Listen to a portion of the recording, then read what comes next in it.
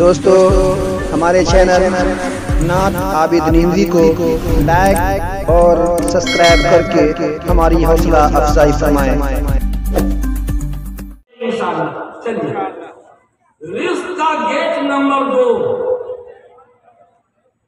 सारे गेट की चाबी है मेरे पास। रिस्क का गेट नंबर 2 बिर्रुल वालिदैन, माँ बाप के साथ हुस्न सुलूक। जो जितना ज्यादा माँ बाप के साथ अच्छा बर्ताव करेगा उसके रिस्क में उतने ही ज्यादा बरकत होगा। आज ये बूढ़ा आदमी, इससे कोई बतियाने वाला नहीं है। दरवाजे पे बैठा बैठा टुकुर टुकुर मुंह ताक रहा। कभी पोता चाय पहुंचा देगा तो पी लेंगे, तो रोड पर चलने वाले मुसाफिरों को बेचारा यूं देखता रहता। पटना में ऐसे बूढ़ों को मैं जान रहा हूं।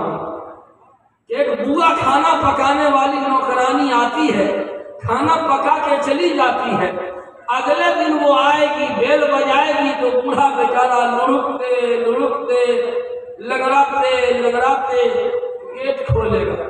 अगर बुढ़ा मर गया रात में तो किसी को पता नहीं चल पाएगा कि बड़े मियाँ हैं या चले गए। बढ़ई को बुला करके गेट तोड़वाना पड़ेगा। कोई पुरसा निहाल नहीं।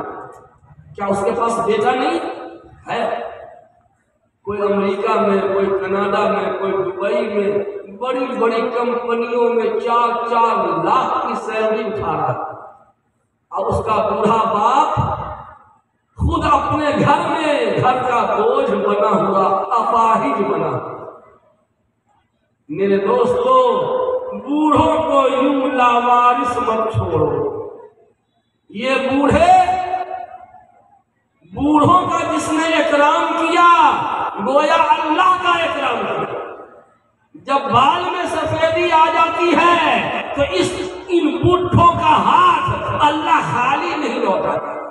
जब ये बूढ़ा हाथ उठा लेता है तो अल्लाह ताला को खाली लौटाने में हया आती है ना। अरे बूढ़ा पुराना ट्रेन में भी खड़ा रहता है तो कोई भी आइए बाबा बैठ जाइए। इन बूढ़ों का ख्याल तो अपने गैर भी करते हैं। आइए बाबा बैठ जाइए जी। ये कहाँ से है? ये मिन जाने बिल्लाह है, ये मिन जाने बिल्लाह है।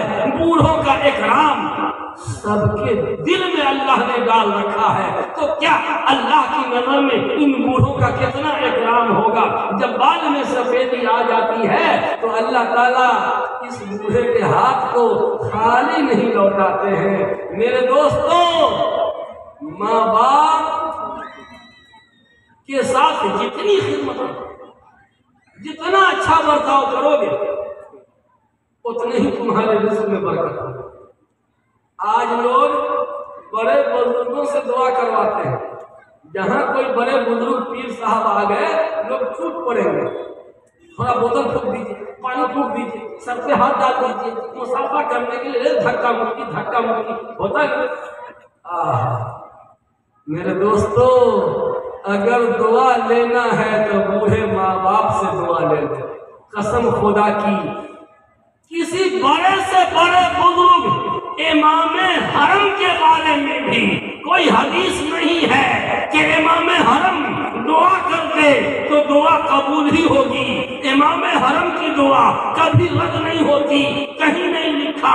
मस्जिद नबवी के इमाम की दुआ कभी रद्द नहीं होती, ये कहीं नहीं लिखा।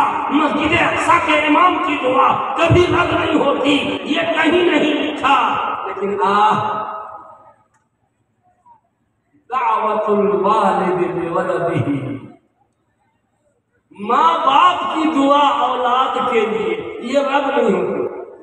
माँ बाप की दुआ औलाद के लिए ये रद्द नहीं होती।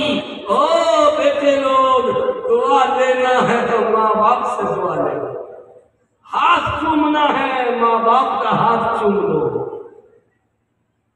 अगर कोई अपने माँ बाप को मोहब्बत की नजर से सिर्फ देख लिया बस, कतबल्लाहु लहू हज्जन मबरूरन, अल्लाह उसके सवाब लिखते हैं। सिर्फ देखने पर हाजी बनना जी, सिर्फ देखने पर हज्जे मकबूल का सवाब मिल रहा है। नौजवानों, तेरी जवानी को अल्लाह कबूल करे। दिन में सैकड़ों मर्तबा माँ बाप को देखोगे, सैकड़ों हज का सवाब मिलेगा। लेकिन यहाँ पे खवातीन भी आई है प्रोग्राम में, है बेटा अपने माँ बाप के साथ हुस्न सलूक करना चाहता है, लेकिन ये जो मैडम साहिबा है ना, काहे के लिए बोला लिए हम, ये जो बेगम साहिबा हैं जो जहेज में कैंची लेके आई हैं, सास ससुर का दिल कतरने के लिए, इन औरतों का सबसे पहला टारगेट जानते हैं? सबसे पहला टारगेट क्या है? शौहर के पैसे पे कब्जा करो। शौहर का पैसा शौहर का नहीं, अब हो गया मेरा। बेटा अपने माँ बाप के साथ हुस्न सलूक करना चाहता है, लेकिन ये औरत जो है इसकी तरबियत सही नहीं हुई। इसके माँ बाप ने जानवर की तरह हका दिया कि जाओ दिमाग चाटो जाके, उसने तरबियत नहीं किया। ये बिर्रुल वालिदैन, माँ बाप के साथ हुस्न सलूक में ये रोड़ा खाता है। याद रखना ए औरतों, ए मेरी माओ, ए मेरी बहनों, अगर तुम अपने शौहर को माँ बाप की खिदमत करने से रोकोगी तो याद रखना तुम्हारे माँ बाप के साथ भी उससे बुरा अंजाम होने वाला है। अगर तुम अपने माँ बाप को बुरे अंजाम से बचाना चाहती हो तो अपने शौहर को अपने माँ बाप की खिदमत से रोको मत, बल्कि और आमादा करो। अपने शौहर को कहो कि जाइए ना, अब्बू की तबीयत खराब है, जरा देह मेल के आइए ना, जरा बदन, बीवी समझा जाइए, जरा अब्बू का बदन मेल के आइए, अब्बू के सर में दर्द है, जरा सर में विक्स लगा दीजिए, आप अपने से जाइए। उलमाए किराम मुझे माफ किया, अरे मैं आपका साथी हूँ, घर का आदमी हूँ। हमारे दोस्त हैं मुफ्ती अकील साहब, दारुल इफ्ता इमारत शरिया में फतवा लिखते हैं माशाअल्लाह। अब इनके वालिद साहब हजरत मौलाना कादिर साहब, ये अगर अपने वालिद का सर दबाएंगे तो उनको शर्म आएगी, ना अच्छा नहीं लग रहा है, छोड़ दीजिए। खुद मेरे वालिद साहब, मैं अपने वालिद का सर दबाने लगता, पाँव दबाने लगता, ना मुफ्ती साहब आप ई क्या कर रहे हैं, और लड़का सब है लोग करते। सुनिए अब्बा, हम मुफ्ती साहब हैं दूसरों के लिए, आपके लिए हम मुफ्ती साहब नहीं है, आपका हम बच्चा है। हमारा जो फर्ज है वो काम हमको करने दीजिए, हमको अपनी औकात में रहने दीजिए। आपके सामने मैं आपका बच्चा हूँ, मुझे अपनी औकात में रहने दीजिए। बाहर के लिए हम मुकाबिल हैं, बाहर के लिए मुहद्दिस हैं, बाहर के लिए कुछ भी बन जाए, लेकिन जब आपके कदमों तले आ गए तो मैं आपका बच्चा हूँ, मुझे खिदमत करने दीजिए। का मुफ्ती साहब शर्मिंदा कर रहे हैं, अच्छा ये हो गया दबा दिए ना, हो गया ना, आपके कहने से नहीं छोड़ेंगे, हमको खिदमत का मौका दीजिए। इसलिए उलमाए किराम कितनों बड़े हो गए, बाप से बड़े नहीं हो गए। ये सबक लिख लीजिए, बाप से बड़े नहीं हो गए। अगर आज आप आए हैं ना, मैं दोस्ती में ऐसे बोल रहा हूँ, आज आप आए हैं, जाने से पहले 100 बार हज कर, ये मुफ्ती साहब 100 मरतबा कम से कम हज कर सकते हैं, कारी चेक में रहते हुए। वो कैसे? अपने वालिद को मोहब्बत की नजर से यूं देखें, 1 हज, 2 हज, 3 हज, 4 हज, मेरा रब इससे भी ज्यादा करीम है, 100 नहीं हजारों हज का सवाब दे सकता है। नौजवानों, अपने माँ बाप को ख्याल रखना, अपने माँ बाप का ख्याल रखना। और मेरी माँ, मेरी बहनों, तुम अपने शौहर को अपने माँ बाप की खिदमत पर आमादा करना, लेकिन होता क्या, हम अपने बाप को 1000 रुपया देना चाहते हैं, जेब से निकाल रहे 500 का नोट देने के लिए, और उधर से मुख्यमंत्री जी जो है ना ऐसे आंख मार रही है कि 500 रुपया का दीजिएगा बुढ़वा को, क्या करेगा? सब कुछ तो घर में मिल ही रहा है। तो 500 का नोट निकाल रहे थे, और उधर से जो ऑर्डर हो गया तो पंसैया को अंदर धकेल दिया और 100 रुपया का नोट निकाल लीजिए, अब चाय पीजिएगा। अरे तेरे हाथ में लकवा लगे, हाथ में लकवा नहीं मारेगा। 500 का नोट निकाल रहा था, अब बीबी के इशारा करने में पंसैया को अंदर धकेल दिया और नमरी को निकाल के यूं दे रहा। कसम खुदा की, औरतों को एक सबक सिखा दीजिए। बताओ, औरतें जो है ना ये बेवकूफी कर जाती है। वो ये समझ लेती है कि मेरा हक मार के अपने माँ बाप को देना, ये क्या होता है? वो समझती है कि शौहर की पूरी कमाई हमारी। अरे पागल कहीं की, हमारी पूरी कमाई तुम्हारी नहीं है, इसमें तुम्हारा हिस्सा है, और इसमें हमारे माँ बाप का भी हिस्सा है, हमारे भाई बहनों का हिस्सा है, गरीबों का भी हिस्सा है। मेरी कमाई टोटल तुम्हारे लिए नहीं है, तुम्हारा जितना हिस्सा है उतना लो। मेरे माँ बाप का जितना हिस्सा है हम माँ बाप को देंगे। औरत ये समझ लेती है कि मेरा हिस्सा मार के माँ बाप को दे रहा। अरे तुम्हारा हिस्सा मार के नहीं दे रहे, उनको उनका हिस्सा, तुमको तुम का हिस्सा। माँ बाप के साथ हुस्न सलूक ये रिस्क का दूसरा गेट है। अगर आपके रिस्क में बेबरकती हो रही है, समझ जाइए कि माँ बाप के साथ आपका बर्ताव अच्छा नहीं है। अब हमारे बड़े बूढ़े कहेंगे कि मेरे माँ बाप तो चले गए दुनिया से, अब क्या करें? वो नाराज थे हमसे, वो तो चले गए, अब क्या करें? अभी भी है जुगाड़, अभी भी जुगाड़ है। उनके लिए दुआए मग़फ़िरत कीजिए और उनके लिए सदका खैरात कीजिए। दो काम कर दीजिए, उनके लिए दुआए मग़फ़िरत कीजिए और अभी मस्जिद की तामीर में हाथ लगा हुआ है, उनके नाम से मस्जिद में दे दें। अल्लाह ताला क़यामत के दिन अगर हमारे माँ बाप नाराज होकर मरे हैं, क़यामत के दिन हमसे मेरे माँ बाप को अल्लाह राज़ी कर देगा। तो रिस्क का गेट नंबर 1 नमाज की पाबंदी, रिस्क का गेट नंबर 2 माँ बाप के साथ हुस्न सलूक। एक बात बताएं, आप लोग दुआ किससे करवाते हैं? बड़के मौलाना से, दिग्गज मौलाना, हाई वोल्टेज मौलाना, बड़े पीर साहब, बड़े बुजुर्ग साहब के बड़े पहुंचे हुए फकीर हैं ना। मैं बताऊं, एक पता एड्रेस नोट कीजिए। अगर दुआ लेनी है, अगर दुआ करानी है तो उनसे दुआ कराइए जो माँ बाप की खिदमत करते। माँ बाप की खिदमत करने वाला मुस्तजाबुद दावत होगा, उसकी दुआ रद्द नहीं होती। बुखारी शरीफ में कई जगह वो हदीस गुज़ार है, 3 आदमी जो पहाड़ के गार में दब गए थे, उनमें एक आदमी कौन था? वही माँ बाप का खिदमत गुजार था, जिसने दुआ किया अब पत्थर से बंद हो गया था गार, मौत के मुंह में जाने वाला था। माँ बाप की खिदमत करने वाले ने दुआ किया, मौत के मुंह से निकाल दिया अल्लाह। अगर आपको दुआ लेनी हो तो कारी चक में तलाश कीजिए कि कौन आदमी है जो माँ बाप की बड़ी खिदमत करता है, उसके पास पहुंच जाइए।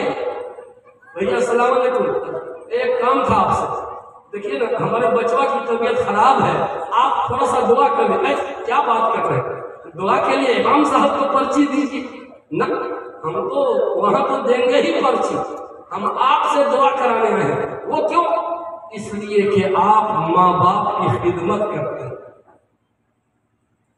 जो माँ बाप की खिदमत करता है वो मुस्तजाबुद दावत होता है। हम उसको बहुत बड़ा बुजुर्ग मानते हैं, उसकी दुआ कबूल होती है। आर.के. नगर फुलवारी शरीफ में एक मस्जिद में जुम्मा पढ़ाता हूँ। हमारे एक दोस्त हैं जाहिद भाई, वो अपने बूढ़े बाप को व्हील चेयर पे लेकर के आते हैं जुम्मा पढ़वाना। व्हील चेयर पे ऐसे गुरकाते हुए, गुरकाना समझते हैं, यूं चलाते हुए मस्जिद लेके आते हैं और गोद में इसे उठा करके अंदर कुर्सी में बैठाते हैं और जुम्मा की नमाज के बाद फिर पकड़ के व्हील चेयर पे बैठाते हैं। एक बार ऐसे ही वो ले जा रहे थे अपने वालिद को, जुम्मा की नमाज पढ़वा कर व्हील चेयर पे बैठाने जा रहे थे। मैं तकरीर करके खुतबा दे के नमाज पढ़ के फारिग हुआ, दौड़ा दौड़ा आया, जाहिद भाई मुफ्ती साहब, हाँ सुनिए एक काम है आपसे, थोड़ा सा आप मेरे लिए दुआ कर दें। कहा मुफ्ती साहब शर्मिंदा कर रहे हैं? नहीं, कसम खुदा की अल्लाह के घर में शर्मिंदा नहीं कर रहा हूँ, मैं तुमसे इसलिए दुआ करने कह रहा हूँ कि तुम माँ अपने बाप की खिदमत कर रहे। जो अपने माँ बाप की खिदमत करने वाला होगा आप उससे दुआ लीजिए, कसम खुदा की इमाम हरम की दुआ से ज्यादा ताकत, मस्जिद नबवी के इमाम की दुआ से ज्यादा ताकत उसकी दुआ में है जो माँ बाप की खिदमत करता है। रिस्क का दूसरा गेट खुल गया। अगर हमारे रिस्क में तंगी हो रही है, समझिए कि माँ बाप की खिदमत में शायद कोताही हो रही है। रिस्क का गेट नंबर 3, सिला रहमी। सिला रहमी, मन सर्रहु अन युबसत लहु रिज़्क़ुहु व युनसअ लहु अमलुहु फलयसिल रहमहु। जो चाहता है कि अल्लाह उसके रिस्क को कुशादा कर दे, उसकी उम्र में बरकत अता कर दे, उसको चाहिए कि रिश्तेदारों के साथ हुस्न सुलूक करे। अगर हमारे रिस्क में बेबरकती है, समझ जाइए किसी रिश्तेदार से बोलचाल बंद होगा। हाँ, जरूर चेकिंग कर लीजिए। ददिहाली, ननिहाली, ससुराली, ये तीनों रिश्तेदार से जितने अच्छे ताल्लुकात होंगे उतने ही रिस्क में बरकत होगी। अगर रिश्तेदारों से कट के रहेंगे, रिस्क में बेबरकती आएगी। आज पूरे मजमा में एक आदमी भी गारंटी से नहीं कह सकता कि हमको सारे रिश्तेदारों से अच्छे ताल्लुकात। हाँ, अच्छे ताल्लुकात हैं, मगर किससे? ससुराली रिश्तेदार से। ससुराली रिश्तेदार से तो बहुत अच्छे ताल्लुकात, सास, ससुर, साला, साली, साहू, इन लोगों से ताल्लुकात हो, लेकिन अपने ददिहाली और ननिहाली बात बात पे बोलचाल नहीं। मेरे दोस्तों, ये रिश्तेदारी एक मुकद्दस चीज है। जैसे ये मस्जिद मुकद्दस जगह है, अगर कोई इसमें गंदगी डालेगा हम गुस्सा करेंगे। जैसे कुरान मुकद्दस किताब है, उसको गंदगी में डालेगा हमें गुस्सा आना चाहिए। जिस तरह कुरान मुकद्दस, जिस तरह मस्जिद मुकद्दस, कसम खुदा की रिश्तेदारी भी मुकद्दस चीज है। रिश्तेदारों के साथ जो ताल्लुकात खराब होते हैं ज्यादातर औरतों के चक्कर। औरत अपने मैके वालों के हुकूक की खूब रियायत करे, अपने शौहर के रिश्तेदारों के साथ उसका रवैया अच्छा नहीं। मैके वालों के लिए अलग तराजू और ससुराल वालों के लिए अलग तराजू, और तराजू में पासन है। ससुराल वालों को जिस तराजू से देती है उसमें पासन है, और मैके वालों को जिस तराजू से देती है वो झुकता तौल के देती है। मेरे दोस्तों, सिला रहमी से रिस्क में बरकत होती है। ये रिस्क का गेट नंबर 3 हुआ। इसलिए आज की इस मजलिस में ये अहद करके उठिए कि अगर किसी रिश्तेदार से ताल्लुकात खराब हैं, फौरन ताल्लुकात बहाल करेंगे इंशाअल्लाह। 4 हो गया। रिस्क का गेट नंबर 5, गेट नंबर 4, 3 हो गया, याद है ना?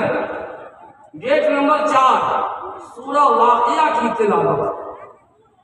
सूरा रहमान के बाद 3 सफ़े की सूरा है सूरा वाक़िया। 27वें पारे में। आज से अहद करो कि इंशाअल्लाह मगरिब बाद या इशा बाद सूरह वाक़िया की तिलावत शुरू कर दी, इंशाअल्लाह रिज़्क़ का दरवाजा खुलेगा। ये रिज़्क़ का चौथा गेट है। जो नौजवान जॉब की तलाश में है वो भी सूरह वाक़िया की तिलावत शुरू कर दे। ये गेट नंबर 4 हुआ बस। और गेट नंबर 5 कसरत इस्तिग़फ़ार, अस्तग़फ़िरुल्लाह अस्तग़फ़िरुल्लाह अस्तग़फ़िरुल्लाह अल्लज़ी ला इलाहा इल्ला हुवल हय्युल क़य्यूम व अतूबु इलैह। जितना ज़्यादा इस्तिग़फ़ार करेंगे उतने ही ज़्यादा रिज़्क़ में बरकत होगी। क्या हुआ? Gate number 5। और गेट नंबर, आप लोग गिनते जाइए, याद रखिए। गेट नंबर 6 एहतमाम तहारत, हमेशा पाक रहिए, नापाक मत रहिए।